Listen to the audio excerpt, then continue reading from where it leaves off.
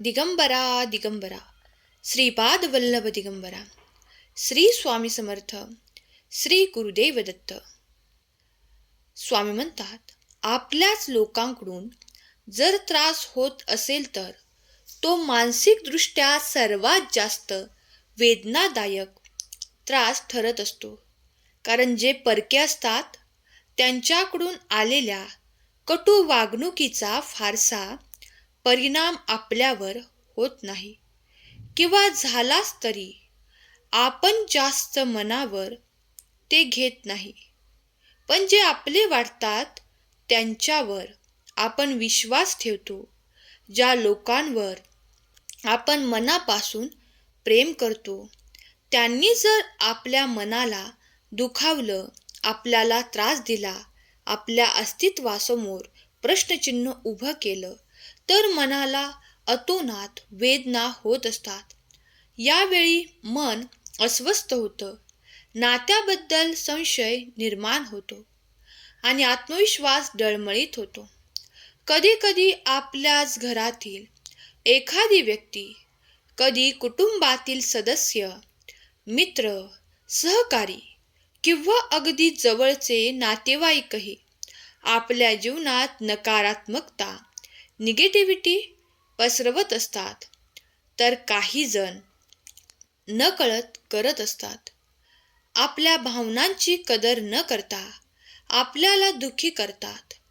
त्यांच्या टोमण्यांमुळे, चुकीच्या वागणुकीमुळे किंवा अनावश्यक हस्तक्षेपामुळे आपले आयुष्य त्रासदायक, नकोसे होऊन जाते. अनेकदा असे लोक आपल्याला कमी लेखतात, आपल्याला मानसिक तणाव देतात आणि सतत आपल्या चुका शोधण्याचा प्रयत्न करतात. अशा वेळी आपल्याला दोन पर्याय असतात.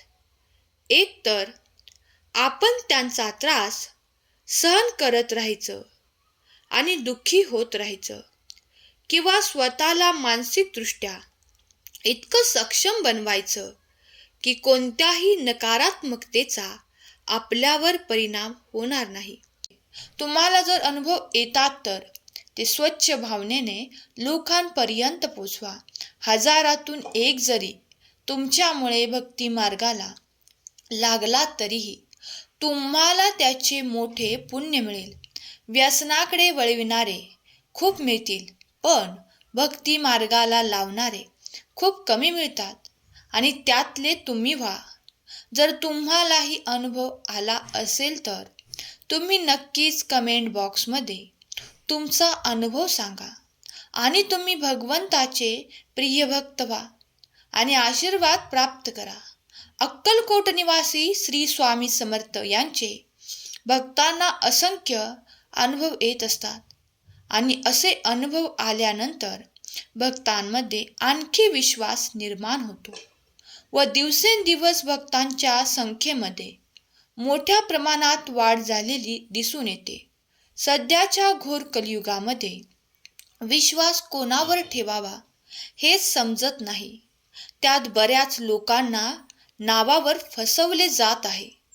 त्यामुळे भक्तांमध्ये संभ्रम निर्माण होतो. आज अक्कलकोट स्वामी महाराजांची हजारो मंदिरे, मठ आपल्याला भारतामध्ये पाहायला मिळतात. त्यामध्ये महाराष्ट्रात सर्वाधिक आहेत, कारण महाराष्ट्रामध्ये अक्कलकोट स्वामी महाराजांचे निवासस्थान आहे. येथे महाराजांचे अस्तित्व शेवटी होते. त्यामुळे भक्तांची संख्या सुद्धा महाराष्ट्रात जास्त आहे. त्यांना येणारे अनुभव वैयक्तिक असतात, पण वाचकाच्या माहितीसाठी भक्तांचे नाव लिहिता येत नाही व जास्तीत जास्त विस्तार न करता संक्षिप्त स्वरूपामध्ये अनुभव मांडण्यात येत असतात. बऱ्याच भक्तांना नामस्मरण करण्याचा अनुभव येत असतो. नामस्मरण करत असताना केशरी सुगंध येतो. त्यावेळी त्यांना लक्षात येते की ती शक्ती आपल्या जवळपास आहे. ती शक्ती आपल्याला वेळोवेळी तारत असते. काही भक्तांना केवळ तारक मंत्रामुळे मानसिक त्रासामध्ये घट झालेली दिसून येते. तारक मंत्राच्या सतत पठणामुळे अथवा श्रवणामुळे मानसिक समाधान मिळत असते. अनेकांना अडचणीत असताना स्वामी भक्तीचा प्रत्यक्ष अप्रत्यक्ष अनुभव येत असतो आणि स्वामींची मदत अनुभवत असतात. तसेच त्यांची अनुभूतीसुद्धा येत असते.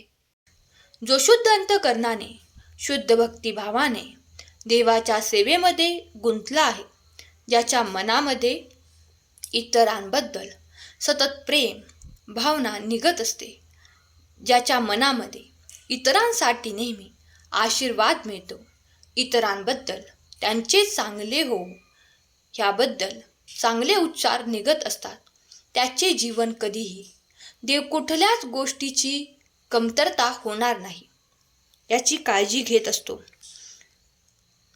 त्याला देवाकडे कुठलीच गोष्ट स्वतःहून मागावी लागत नाही, कारण परमेश्वराला तुमच्या लागणाऱ्या गोष्टी आणि परमेश्वराला तुम्हाला काय हवे आहे, तुमच्यासाठी काय योग्य आहे ते नक्कीच माहीत आहे आणि देव तुम्हाला ते देणारच आहेत. कोणत्याही गोष्टीमध्ये गुंतूसुद्धा देणार नाहीत.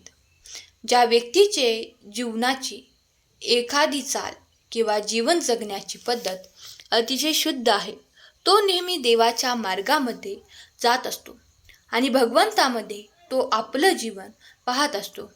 जीवन हे एकदाच आहे, ते शुद्ध अंतःकरणाने आणि भक्तिभावाने कसे जगावे याला महत्त्व आहे.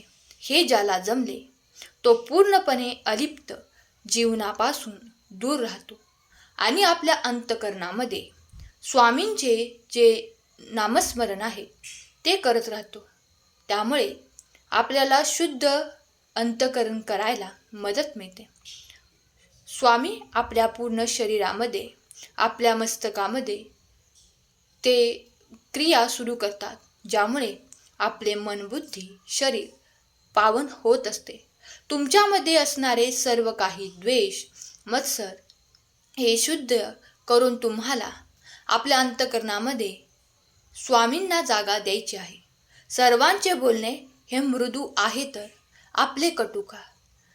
सर्व आपल्यासोबत प्रेमाने वागतात तर आपण सुद्धा इतरांसोबत प्रेमाने का वागू नये?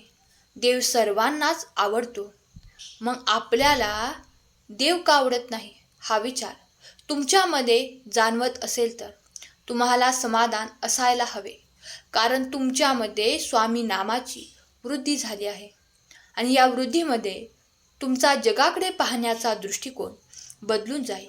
स्वामीवर, देवावर, तुमचा परमेश्वरावर तुम्ही ठेवलेला विश्वास कधीही वाया जाणार नाही.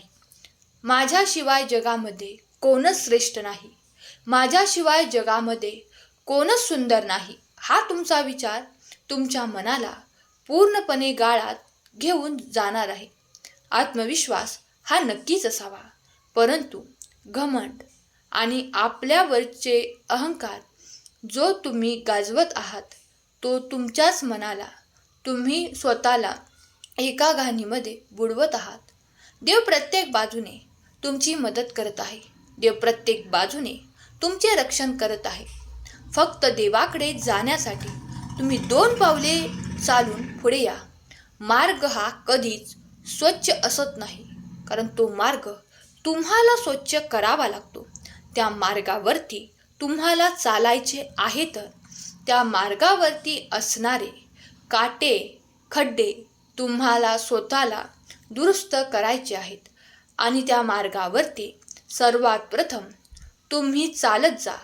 तुमचं कुटुंब, तुमचा परिवार, तुमचा परिसर नक्कीच त्या मार्गावरती तुमच्या मागे येणार आहे आणि त्याचबरोबर तुमच्या एकट्यासोबत संपूर्ण तुमच्या जीवनासोबत तुमचा परिवार, तुमचा परिसर आणि तुमचा भागसुद्धा स्वामीमय होणार आहे. जो स्वतः सोबत इतरांनाही चांगल्या मार्गामध्ये गुंतवत असतो, देव नेहमी त्याचे रक्षण सदैव करत असतो, सदैव त्याच्या मागे उभा असतो. अशक्य ते शक्य करून देणारी दिव्य शक्ती म्हणजे स्वामींचे नाम. चला तर ते न टाळता नामस्मरण करूया. अवधूत चिंतन श्री गुरुदेव दत्त. श्री स्वामी समर्थ. आजचा संदेश आवडला असेल तर आपल्या प्रियजनांना शेअर करा आणि स्वामींचा आशीर्वाद प्राप्त करा. तुमच्या सर्व इच्छा स्वामी माऊली पूर्ण करोत ही स्वामींचरणी प्रार्थना. स्वामी समर्थांवर जर तुमचा विश्वास असेल तर आत्ता चॅनेलला सबस्क्राईब करा आणि एक लाईक करायला विसरू नका. लक्षात ठेवा, तुमचे एक लाईक प्रेरणा देते आणि आणखीन स्वामी संदेश बनवण्यासाठी केलेली सेवा स्वामींचरणी अर्पण करते. आजचा संदेश शेवटपर्यंत ऐकल्याबद्दल धन्यवाद. श्री स्वामी समर्थ. जय जय स्वामी समर्थ.